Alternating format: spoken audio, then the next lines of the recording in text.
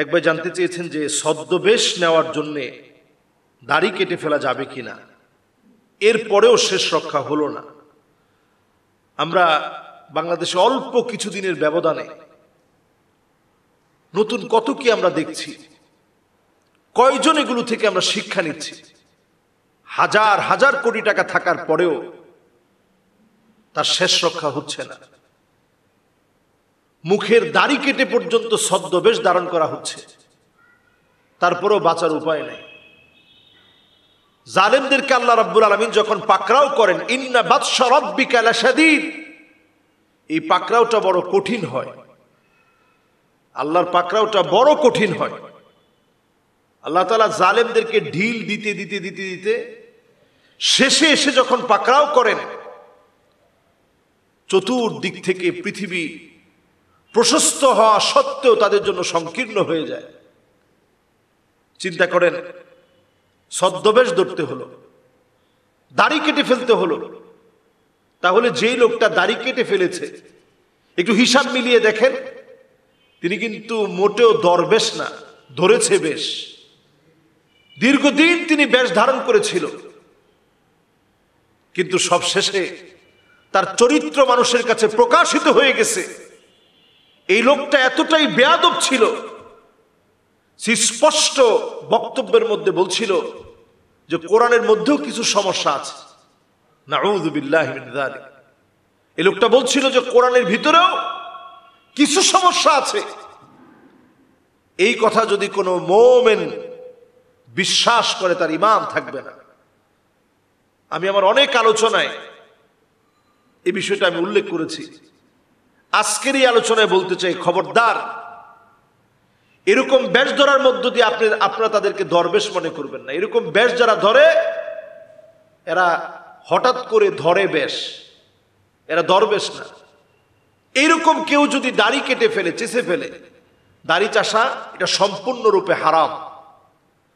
দাড়ি একেবারে clean shave করে ফেলা এটা হারাম।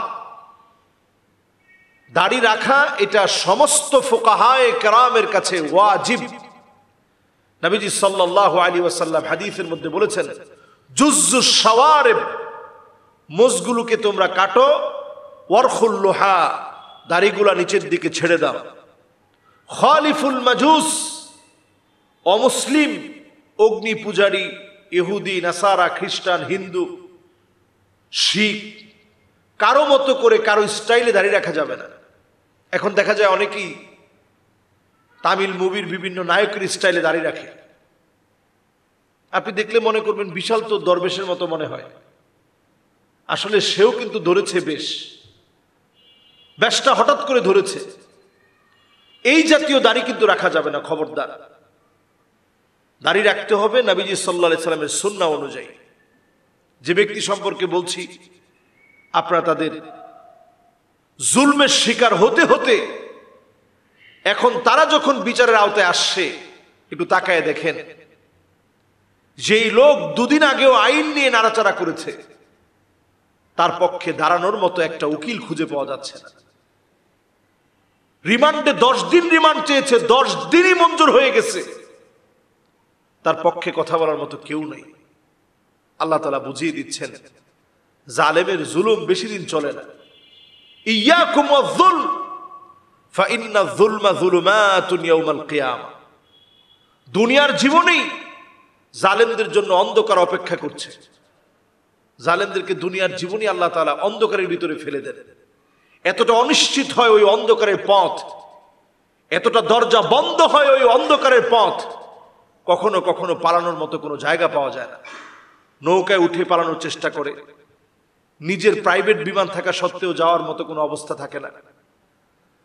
তখন চিন্তা করে পোশাক সব বাদ দিয়ে লুঙ্গি পরে পালানো যায় কিনা, সেই পথটাও খুঁজে পাওয়া যায় না। আল্লাহ তাআলা এগুলো থেকে আমাদের জন্য নিদর্শন রেখেছেন। দুনিয়ার জীবনে এই সমস্ত বিষয় থেকে নিদর্শন গ্রহণ করো। ফেরাউনকে আল্লাহ তাআলা শুটকি বানিয়ে আজ অবধি আমাদের চোখের সামনে রেখে দিয়ে আল্লাহ তাআলা নিদর্শন হিসেবে বোঝাচ্ছে, ওইটা যেমন নিদর্শন, এখান থেকেও নিদর্শন গ্রহণ করো।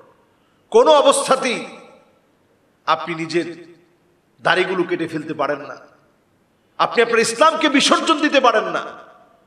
নিজের নেতা, দল, রাষ্ট্র, এগুলোর চাইতে ইসলাম আমার কাছে কোটি কোটি গুণ বড় হতে হবে। এ মানুষগুলো যুগ যুগ ধরে ধোঁকা দিয়ে গিয়েছে।